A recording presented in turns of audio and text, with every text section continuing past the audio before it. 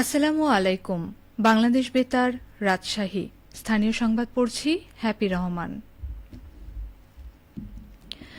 মূল্যস্ফীতির চাপ থেকে মানুষকে স্বস্তি দিতে 2026-27 অর্থবছরের জন্য 9,38,000 কোটি টাকার বাজেট প্রস্তাব করা হয়েছে।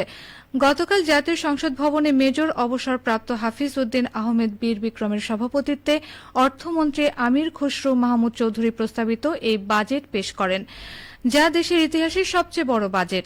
অর্থনৈতিক গণতান্ত্রিকীকরণ ও বিকেন্দ্রীকরণ ট্রিলিয়ন ডলার অর্থনীতির পথে বাংলাদেশ প্রতিপাদ্যে প্রণীত এ বাজেটের আকার জিডিপির 13.7%। গত অর্থবছরের তুলনায় বাজেটের আকার বেড়েছে 1,48,000 কোটি টাকা। প্রস্তাবিত বাজেটে আগামী অর্থবছরে মূল্যস্ফীতি 7.5% নামিয়ে আনার লক্ষ্য নির্ধারণ করা হয়েছে। বাজেটে বিনিয়োগ বৃদ্ধি ও কর্মসংস্থান সৃষ্টিকে সর্বোচ্চ গুরুত্ব দেওয়ার পাশাপাশি কৃষি উৎপাদন বৃদ্ধি এবং বাজার ব্যবস্থাপনা শক্তিশালী করার উপরও জোর দেওয়া হয়েছে। নিম্ন আয়ের মানুষের জন্য সামাজিক সহায়তা কর্মসূচি সম্প্রসারণের ঘোষণা দেওয়া হয়েছে। আগামী অর্থবছরে মোট রাজস্ব আয়ের লক্ষ্যমাত্রা ধরা হয়েছে 6,95,000 কোটি টাকা। এর মধ্যে এনবিআর এর মাধ্যমে 6,04,000 কোটি টাকা সংগ্রহের পরিকল্পনা রয়েছে। প্রস্তাবিত এই বাজেটে মোট উন্নয়ন ব্যয় ধরা হয়েছে 3,16,075 কোটি টাকা।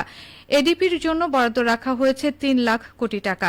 স্বাস্থ্য ও শিক্ষা ও মানব সম্পদ উন্নয়ন খাতকে বিশেষ গুরুত্ব দেওয়া হয়েছে। ফ্যামিলি কার্ড ও কৃষক কার্ড সহ নতুন সামাজিক সুরক্ষা কর্মসূচির ঘোষণা দেওয়া হয়েছে।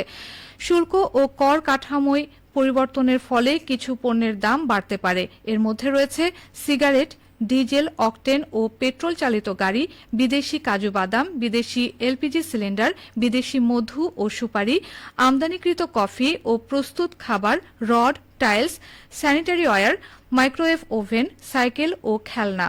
অন্যদিকে চাল, গম, আলু, মাছ, পেঁয়াজ, রসুন, আদা, লবণ, চিনি ও ভোজ্য তেল সহ 60টি নিত্য প্রয়োজনীয় পণ্যের দাম কমতে পারে। এছাড়া শিশু খাদ্য, বিভিন্ন মশলা, খেজুর, সোনার গয়না, বৈদ্যুতিক গাড়ি, ল্যাপটপ ও কম্পিউটার, কিডনি ডায়ালাইসিস সেবা, ওষুধের কাঁচামাল, বাদ্যযন্ত্র, সিনেমাটোগ্রাফিক ক্যামেরা, বিদেশি মাংস, প্রাণী খাদ্য, পিওএস যন্ত্র, সৌরবিদ্যুতের সরঞ্জাম এবং বিভিন্ন প্রসাধনীর দাম কমতে পারে।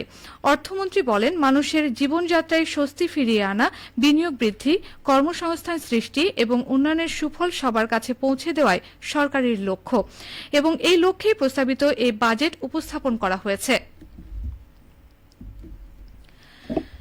সমাজ কল্যাণ প্রতিমন্ত্রী ব্যারিস্টার ফারজানা শারমিন বলেছেন, সাধারণ মানুষের জীবনমান উন্নয়নে কাজ করছে সরকার। প্রধানমন্ত্রী তারেক রহমান এই লক্ষ্যে নিরলসভাবে পরিশ্রম করে যাচ্ছেন। তিনি আজ নাটোরের বাগাতিপাড়া উপজেলা পরিষদ মিলনায়তনে বিভিন্ন শ্রেণী পেশার মানুষের মাঝে কর্মসহায়ক উপকরণ প্রদান শেষে আয়োজিত অনুষ্ঠানের প্রধান অতিথির বক্তব্যে এ কথা বলেন। প্রতিমন্ত্রী বলেন, শিক্ষার মান উন্নয়নে সরকার কার্যকর পদক্ষেপ গ্রহণ করেছে। স্নাতক পর্যন্ত মেয়েদের শিক্ষা গ্রহণকে অবৈতনিক করা হয়েছে। সকলের সন্তানকে শিক্ষা প্রতিষ্ঠানে পাঠাতে হবে। পাঠ্য বইয়ের পাশাপাশি তাদের মানসিক উৎকর্ষতার জন্য খেলাধুলা এবং সাহিত্য সংস্কৃতির চর্চায় নিয়োজিত করতে হবে। মাদক এবং অনলাইন জুয়ার মতো সামাজিক ব্যাধির হাত থেকে আমাদের সন্তানকে রক্ষা করতে হবে। এ ব্যাপারে শিক্ষক এবং অভিভাবক বৃন্দকে সজাগ দৃষ্টি রাখতে হবে।